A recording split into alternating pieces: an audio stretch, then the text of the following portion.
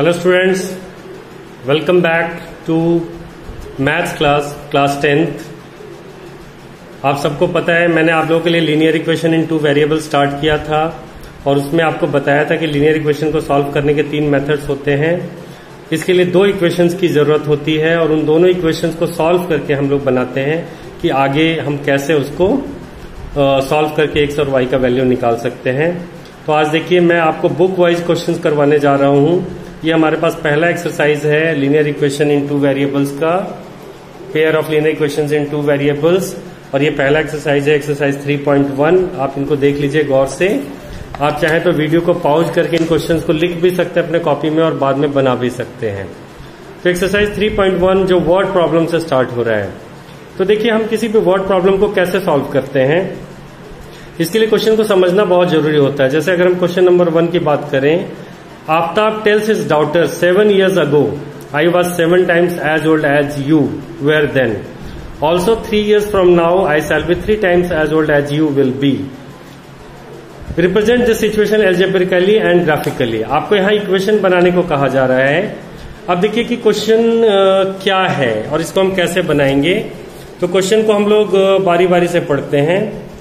आफ्ताब अपनी बेटी को कहता है कि 7 साल पहले मैं तुम्हारी एज का 7 टाइम्स था और 3 साल बाद 3 years फ्रॉम नाउ मैं आपसे जो है वो 3 गुना हो जाऊंगा। तो इस तरह का क्वेश्चन मैंने आपको सॉल्व भी किया है पिछले क्लासेस में।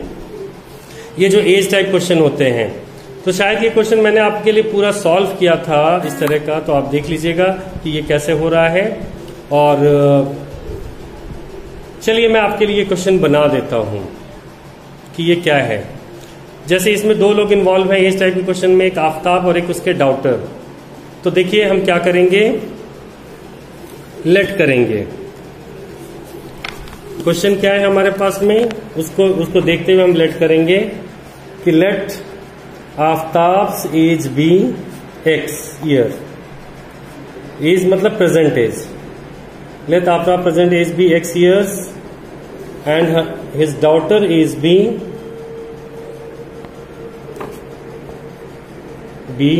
Y years. हमने मान लिया। सबसे पहला जो क्वेश्चन में हमारा टारगेट है वो है 7 years ago। आप देख रहे हैं स्क्रीन पे 7 years ago। तो चलिए हम भी पहुंचते हैं अपने सॉल्यूशन में 7 years ago पे, 7 साल पीछे। 7 years ago, तो 7 साल पीछे आफ्ताब का एज क्या है भाई, तो हम लिख लेंगे आफ्ताब्स एज 7 साल पीछे। अभी तो उसका एज x ईयर है, तो 7 साल पीछे का एज x माइनस 7 ईयर हो जाएगा। और डॉटर एज क्या होगा, ये भी लिख लेते हैं, डॉटर्स एज। डॉटर्स का एज भी हो जाएगा, y अभी है तो y माइनस 7 ईयर। अब अकॉर्डिंग टू द क्वेश्चन हमें क्या कह रहा है कि 7 साल पहले जो आफ्ताब था, यानी कि जो x माइनस 7 था, वो क्या था 7 times as old as his daughter, जिसकी डॉटर है y माइनस 7। यानी कि 7 साल पीछे इनका एज इस तरह का था। तो x minus 7 is equal to 7y minus 49, और यहां से x minus 7y is equal to minus 49 plus 7, जो कि हो जाता है माइनस 42। ये आपका पहला इक्वेशन हो गया। अब देखिए नेक्स्ट पार्ट जो हमारा क्वेश्चन का कह रहा है, क्या कह रहा है, नेक्स्ट पार्ट कह रहा है 3 years फ्रॉम नाउ, अभी से 3 साल बाद। तो आफ्टर 3 year की बात हो रही है यहाँ पे। तो चलिए हम देखते हैं कि आफ्टर 3 year में क्या होने जा रहा है। तो आफ्टर 3 year पहले हम लिख लेंगे आफ्ताब का एज क्या होगा। तो आफ्ताब का एज होगा x प्लस 3, और डॉटर का एज क्या होगा, तो डॉटर का एज हो जाएगा y प्लस 3। यानी कि इन दोनों के एजेस 3-3 साल बढ़ जाएंगे। अब क्वेश्चन क्या कहता है कि 3 साल के बाद क्या होने वाला है। तो 3 साल के बाद आपका जो क्वेश्चन कह रहा है उसके अकॉर्डिंगली 3 साल के बाद आफ्ताब जो है, यानी कि जो x प्लस 3 है, ये आफ्ताब है, ये हो जाएगा 3 टाइम्स अपने डॉटर के।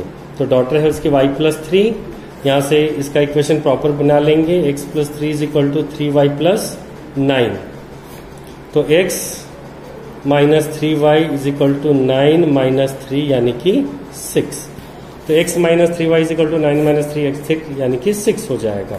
तो अब हमारे पास दो इक्वेशन बन चुका है। कौन कौन सा आप देख सकते हैं। पहला इक्वेशन बना है x minus 7y is equal to minus 42 और दूसरा इक्वेशन बन चुका है x minus 3y is equal to 6। इन दोनों इक्वेशन को सॉल्व करना है हमें। तो देखिए स्टूडेंट्स कभी कभी पूछते हैं कि सर एलिमिनेशन मेथड में साइन का प्रॉब्लम आता है, साइन को हम कैसे सॉल्व करेंगे। तो यहाँ पे मैं साइन को डील करने जा रहा हूँ कि साइन को सब देखने के लिए सबसे पहले तो हमें x या y को सेम बनाना होता है। जैसे x तो यहाँ सेम है, ऑलरेडी क्वेश्चन में है, y सेम नहीं है। तो चलिए ये तो सेम है, मैं डायरेक्टली भी कर सकता था, लेकिन मैं डायरेक्टली अब नहीं करूंगा, मैं y को सेम बनाऊंगा। तो यहाँ 7 है और यहाँ 3 है। तो हम इस पूरे इक्वेशन को, जो मेरा इक्वेशन नंबर 1 है, इसको 3 से गुना कर देते हैं और ये जो पूरा इक्वेशन नंबर 2 है इसको हम 7 से गुना कर देते हैं। ऐसा गुना करते ही क्या हो जाएगा, जब ये पूरा इक्वेशन 7 से मल्टीप्लाई होगा तो देखिए 7x बना, सॉरी 3 से इंटू हुआ है तो 3x बना, माइनस ये वाला, ये 3 से मल्टीप्लाई हुआ, ये भी 3 से मल्टीप्लाई होगा तो माइनस 21y और ये भी 3 से मल्टीप्लाई होगा तो माइनस 3 2 जा 6 3 4 जा 12, तो ये माइनस 126 आ जाएगा। और ये वाला इक्वेशन पूरा 7 से इंटू होना है तो यहाँ भी 7 से इंटू होगा तो ये 7x बनेगा, माइनस 7 3 जा 21y बनेगा इज इक्वल टू 7 6 जा 42 बनेगा। अब हमें क्या करना है, यहीं पे सोचना है कि अब क्या करना है। तो देखिए हमने इन दोनों को इक्वल बनाया है, फिलहाल इन दोनों का साइन सेम है, तो सेम साइन के साथ तो कोई चीज कट नहीं सकता। अगर ये माइनस होता और ये प्लस होता तो हमें साइन चेंज नहीं करना पड़ता, और साइन जो हम चेंज करते हैं वो सिर्फ नीचे वालों का साइन चेंज करते हैं, ऊपर वाले में कोई साइन चेंज नहीं होता। तो अगर साइन सेम पड़े, चाहे दोनों माइनस पड़े चाहे दोनों प्लस पड़े, तो हमें क्या करना है कि साइन चेंज करना है। और अगर एक माइनस और एक प्लस है तो साइन चेंज नहीं करना है क्योंकि वो ऑलरेडी कट रहा है।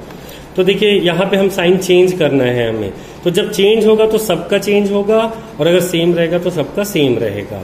तो चेंज करना है तो ये यहाँ इसका साइन प्लस है तो ये माइनस हो जाएगा, यहाँ माइनस है तो प्लस हो जाएगा, यहाँ भी प्लस है तो प्लस रह जाएगा।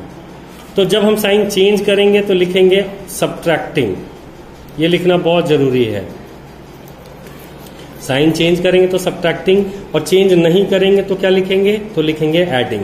अगर चेंज नहीं करते तो इस प्लस को यहाँ प्लस लिख देते हैं, माइनस को यहाँ माइनस और इस प्लस को प्लस। यहाँ हमने चेंज किया है ना, चेंज किया तो ये प्लस है तो इसका माइनस हो जाएगा, प्लस का माइनस, माइनस का प्लस, प्लस का फिर माइनस। अब क्या होगा, अब हम सॉल्व करेंगे। अब 3x माइनस 7x यानी कि नीचे वाला साइन चलता है तो 3x माइनस 7x हो गया माइनस 4x, और यहाँ माइनस 21 प्लस 21 ये कैंसिल हो गया, यहाँ माइनस 126 माइनस 42, तो ये कितना हुआ 6 और 2 8, 4 और 2 6 और ये 1 168 माइनस साइन के साथ।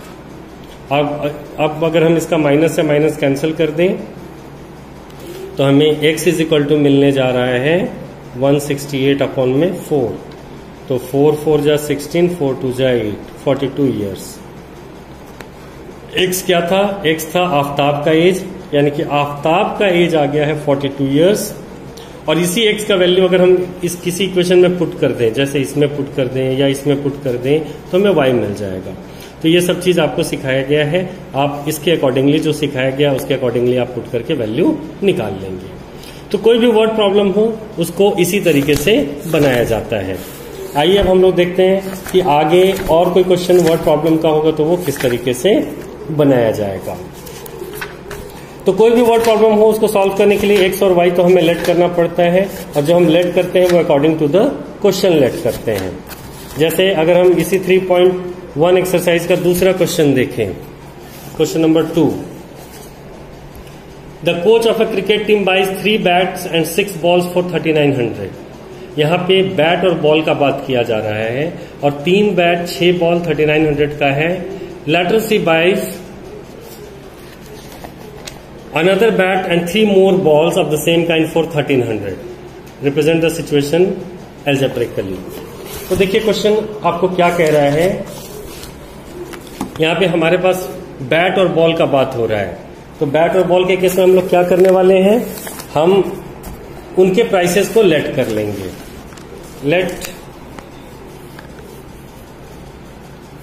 Late price of one bat be X. Let price of one bat be X. Let price of one bat and one ball be x and y respectively। हमने मान लिया कि बैट का प्राइस x है और ball का price y है। अब क्वेश्चन क्या कहता है कि 3 बैट एंड 6 बॉल्स, देख सकते हैं आप क्वेश्चन में 3 बैट्स एंड 6 बॉल्स फॉर 3900। अगर आप 3 बैट खरीदेंगे, एक बैट अगर x रुपए का आता है तो बैट पे 3x रुपीज लग जाएगा, और एक बॉल y का आता है तो 6 बॉल का 6y प्राइस लगेगा, और ये दोनों मिलकर 3900 हो जाएगा। तो अकॉर्डिंग टू द क्वेश्चन, अब क्वेश्चन हमें क्या कहने जा रहा है कि 3x प्लस 6y ये तो 3900 है, और फिर अनदर बैट, एक बैट का तो कॉस्ट x है, और साथ में उसके हैं हमारे पास में 3 और बॉल, तो प्लस 3y, और ये मिलके कितना हो रहा है 1300। आपको क्या करना है, इसको सॉल्व करना है। तो सॉल्व करने का मेथड आपको बताया जा चुका है, चाहे वो मेथड हो आपके पास में कौन सा, एलिमिनेशन, चाहे क्रॉस मल्टीप्लिकेशन या सब्स्टिट्यूशन, आप किसी भी मेथड से इसको सॉल्व कर सकते हैं। ठीक है, इसी तरह के और जो वर्ड प्रॉब्लम है वो मैं आपको देने जा रहा हूं यहाँ पे पिक्स में। आप क्या करेंगे, उन वर्ड प्रॉब्लम्स को एक बार ट्राई करेंगे, और नेक्स्ट क्लास में हम लोग इसके और भी क्वेश्चंस बनाएंगे, या जो डाउट होगा आपके वो सॉल्व करेंगे। तो मैं क्वेश्चन का फोटो इस वीडियो के साथ में आपके ग्रुप में ऐड अप करवाने जा रहा हूं। Till then start your studies. थोड़ा टेक्निकल प्रॉब्लम की वजह से क्लासेस नहीं आ पाए हैं मेरे, अब आपको ये क्लासेस मिलने लगेंगे। So you all know that we are facing the crisis of corona virus and lockdown. तो इन द मिन पीरियड जो भी पॉसिबल होगा उसके अकॉर्डिंगली हम लोग वर्कआउट करेंगे। ये क्वेश्चन आपके पास है, मैं सारे क्वेश्चंस का फोटो यहाँ पे दे रहा हूँ ताकि आप पॉज करके चाहें तो खुद भी लिख सकें, आपको किसी और का जरूरत ना पड़े। 3.1 एक्सरसाइज,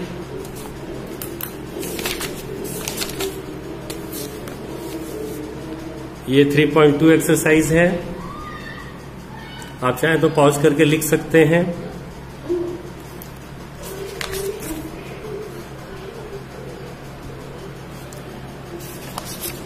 ये 3.3 एक्सरसाइज है,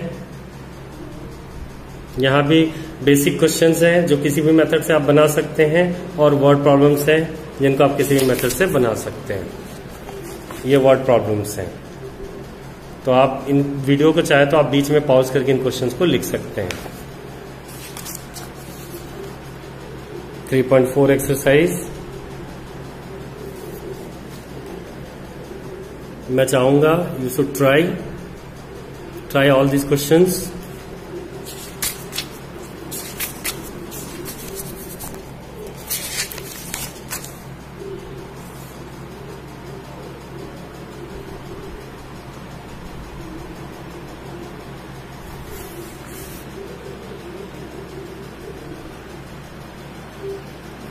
सो these are all your questions. आप इन क्वेश्चंस को ट्राई करेंगे और मुझे बताएंगे कि आप लोगों ने कितना कुछ किया है। Till then take care, bye, safe रहो, स्टे सेफ एट होम।